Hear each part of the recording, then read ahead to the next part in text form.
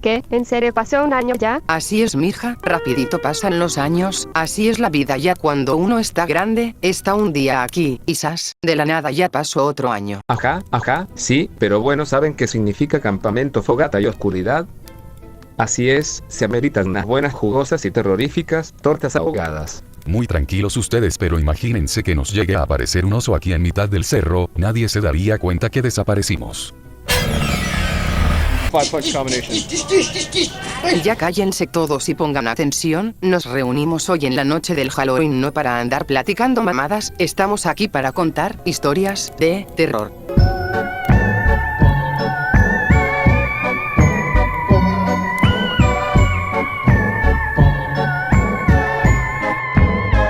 Agárrense que ahí les voy, yo les voy a contar.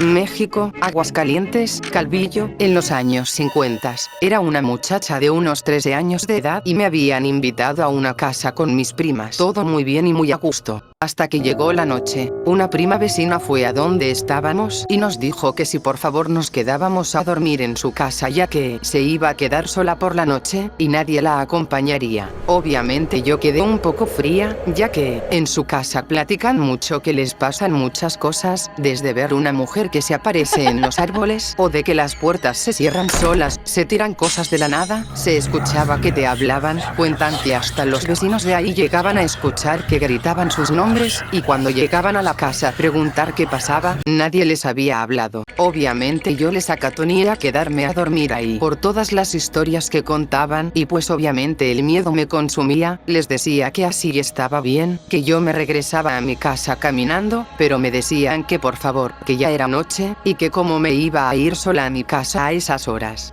Pues no me dejaron ir por más que yo quisiera, me convencieron de que yo iba a dormir en medio de la cama para que yo no sintiera miedo. No sé cómo ni por dónde me convencieron. Esta era una casa muy antigua, tenía un patio grande y alrededor había muchos cuartos, las puertas eran grandes y de madera, donde las cerraban con una llave grande y las señoras se las guardaban en su delantal. Entonces entramos a su casa y cerramos la puerta con llave y se los aseguro que un momento después se escucha como se abre la puerta. Entonces le digo a mi prima, se escuchó como alguien entró a la casa, ¿no? No, no te preocupes, no es nada. ¿Cómo no va a ser nada si yo escuché? Eran más de las 11 cuando nos fuimos a acostar, y pues así fue, me dejaron en medio y ellas dos a mi lado, y pues, que íbamos a poder dormir. Primero se escucharon muchos gatos, tumbaron todos los platos de la cocina, pero nadie dijo nada, ninguna de las dos. 15 o 30 minutos después, un sonido que no se puede replicar si no hubiera alguien ahí, la tina de lámina, se empieza a escuchar como si alguien agarrara la tina y la comenzara a moverla con fuerza.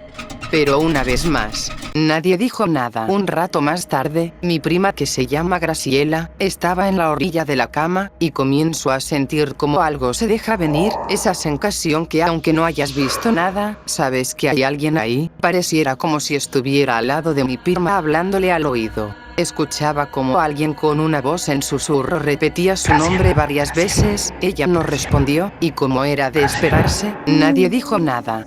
Las tres estábamos tapadas hasta la cabeza cagadas del susto, algo estaba pasando y no queríamos ver. Un momento más tarde pasó lo que nadie puede explicar, nos empiezan a arrastrar la cama, zarandeándonos de un lado a otro a tal punto que estábamos chocando cuerpo con cuerpo. Esta era una cama con base de fierro, así que se escucha claramente el movimiento de la cama, y claramente eso ya no era el viento. Se dejó de mover, y con la noche dormíamos a pausas, y con tanto miedo nadie hablaba nada. Ya por la mañana pensé realmente que con todo el movimiento tan brusco, íbamos a amanecer a mitad del cuarto. No. La cama estaba donde mismo, sin indicio de que algo nos hubiera arrastrado. En la mañana las tres nos platicamos lo mismo. Las tres escuchamos los mismos sonidos, cuando le hablaron a mi prima y cuando nos sacudieron la cama, así que sí, 60 años después sigo sin entender qué pasó. No encontramos ninguna explicación. Como ven, ahora sí que ni qué viento ni qué nada. Pues creo que nunca sabremos qué pasó, pero bueno, sigo yo. Hoy les voy a contar. The tropical islands of enchantment of the Pacific. Mi papá es velador, lo ha sido desde hace años ya que así puede atender también un negocio de comida que tenemos. En el 2016 cuando vigilaba una privada en un fraccionamiento de una zona clase media alta, lamentablemente ocurrió un incidente. Una pareja en una pelea al parecer llevaron las cosas demasiado lejos y sin entrar en detalles ambos perdieron la vida. Eran los que habitaban la última casa, la del fondo.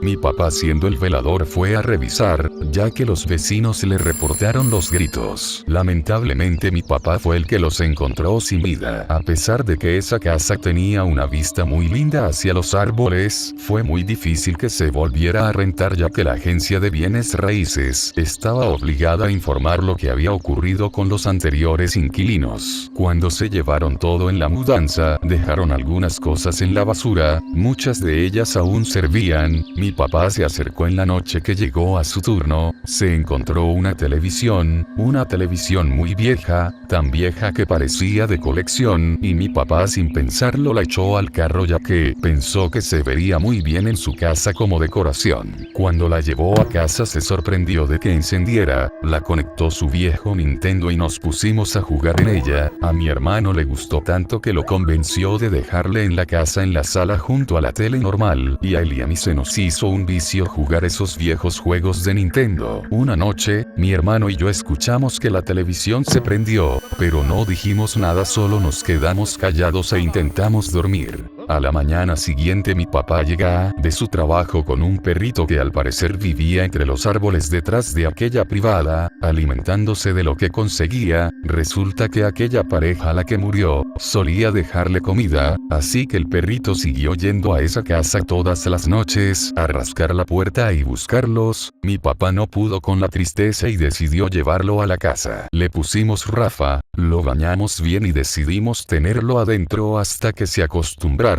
Esa noche, se volvió a prender la televisión. Rafa inmediatamente se paró mirando hacia la puerta, no ladraba, solo miraba atento pelando los dientes. Esa vez escuchamos claramente pasos en la sala, pero de nuevo ni mi hermano ni yo nos atrevimos a salir. De verdad queríamos convencernos de que no era nada, ignorarlo y no contarle a mi mamá. Se volvió una rutina. Noche tras noche comenzamos a escuchar cómo esa vieja televisión se encendía, hasta que finalmente mi mamá también lo escuchó.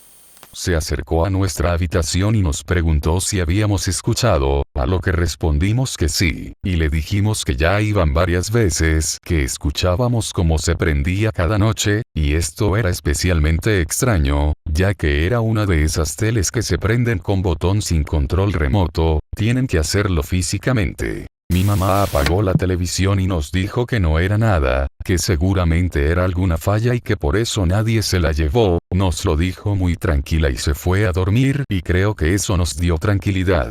Pero, la televisión se volvió a encender minutos después. Esta vez escuchamos algo que le siguió, la voz de un hombre honrado. Rafa empezó a ladrar, mi mamá salió rápido y dejó salir a Rafa, le dijo que corriera a la sala y el perrito obedeció. Antes de llegar, se paró y empezó a ladrar a la oscuridad. Se quedó ladrando ahí en el pasillo, como para no dejar que nada pasara hacia nosotros. Mi mamá no quiso hablarle a mi papá, mejor le dijo a un tío que vivía cerca que viniera. Cuando él llegó, salimos todos a revisar la casa, pero no había nada raro en la sala.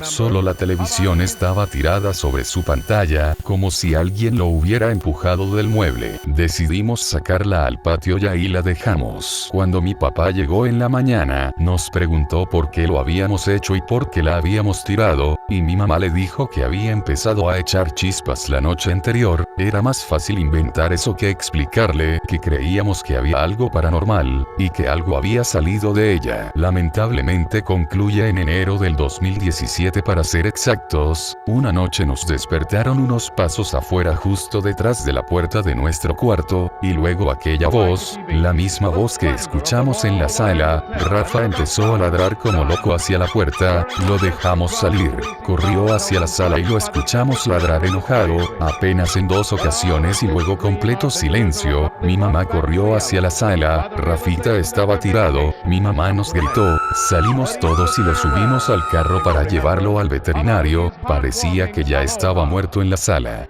Esto lo recuerdo muy bien porque se quedó marcado en mi memoria. Cuando salimos de la casa había un olor a quemado, pero como cuando apagas una madera con agua, ese olor que te lastima la nariz.